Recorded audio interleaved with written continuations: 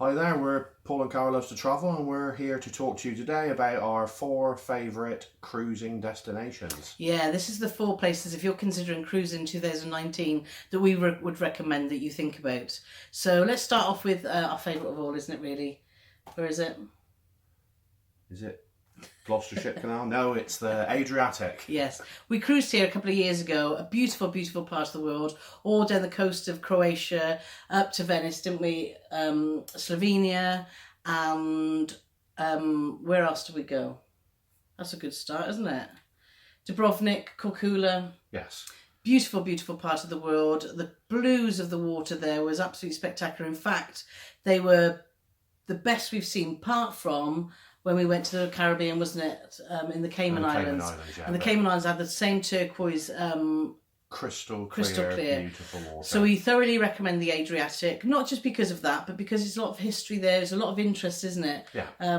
Lots of sad history too, isn't it? Yeah, you go into places like Dubrovnik. I mean, the walled city there is a sight to behold, and like I said, so much history throughout that part of the world, and we would highly recommend anybody who's thinking about cruising, that would definitely be the top of our list. Yeah, definitely. We cruised on the Marella celebration and had a fantastic week. We cruised in the summer. It was very hot, so if you don't like the heat, July and August isn't the best time because it is boiling, isn't it? Yeah, it's very hot. So a good beginning or end of sort of the shoulder season would be more suitable for you. So that's our first tip. That's the Adriatic.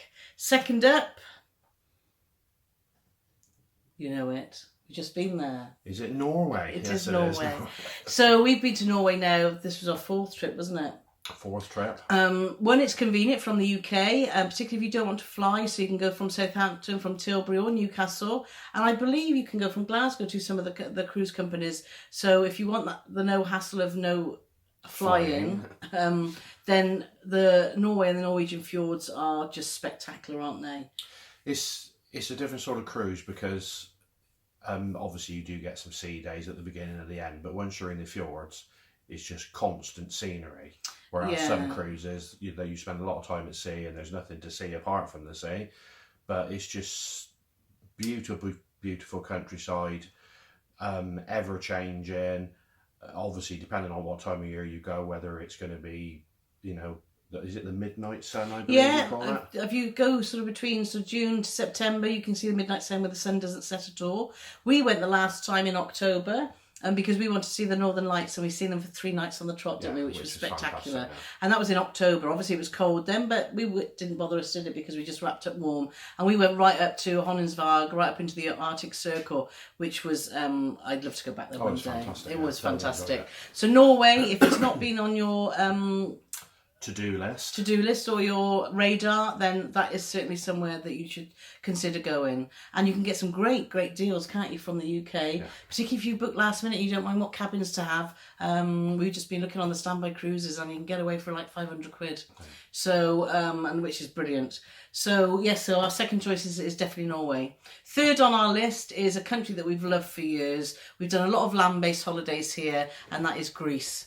Another fantastic itinerary we did, didn't we? We all were in the Greek islands. It's quite similar to the Adriatic because obviously you've got lots of fantastic scenery. Well, it's just down below, isn't it, really, geographically? Yeah. Beautiful weather, lots and lots of history. Yeah. But just a really, really nice area in the world to go to, and absolutely fantastic food. Yes, great food. But also a lot of the ports we went to were just so convenient. If you're not someone that likes to go on the excursions that the cruise companies organise and you want to do your own thing, which we like doing a lot, don't we? And, getting off Rhodes town, for example, good example, is you just docked right outside the old city, aren't you? Right by the walls, literally 5-minute walk and you're in the old town. Chania, Crete was a very short shuttle, wasn't it?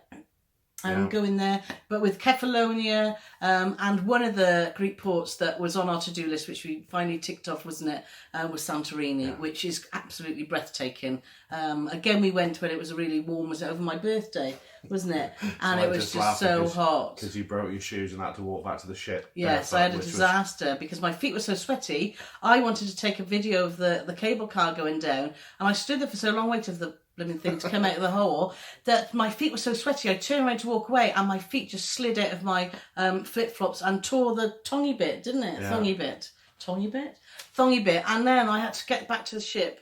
Being a bit tight, I should have just bought some more flip-flops. You should have, yeah. I mean, but I had to hop like a ninja warrior back to the tender, which I could have given you a piggyback, but we could have, but I don't think your back would have took that. But but anyway, so that's Santorini is a must-see destination. It can get busy. We were lucky because we were there on the Thompson Dream, and we were the only ship in, and you actually tender in. But I have heard that sometimes if there's 5 or 6 ships in, then it can get very, very busy. Yeah, it's a bit like a bum fight then, but that's unfortunately that's cruising. Yeah, it is. Yeah, but the good tip is we did the Theora straight up the cable car, but a lot of people do that. But what you could do is go around to Ola, isn't it, and then up and over.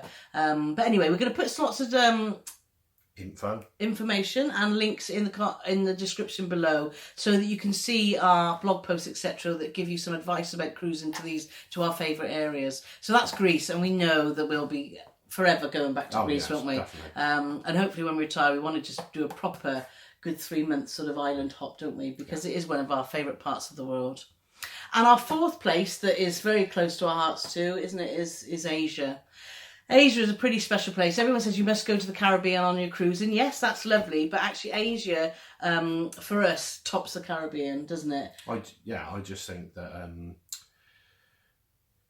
with Asia, you go there and it just seems to be you're less hassled.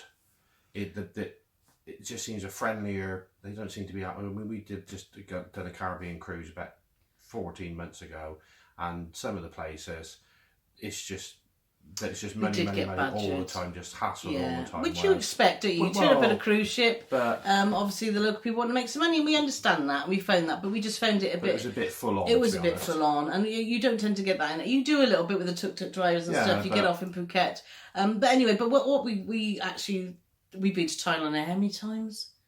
Oh, about 14, 15 times. We love that part of the world anyway. But when we cruised there, we actually did Singapore, we did Malaysia. We did Penang, we did Langkawi, didn't we? Yeah. And one of my special moments I remember is in Langkawi, as we were sat on our balcony having a cup of tea, watching the sun come up.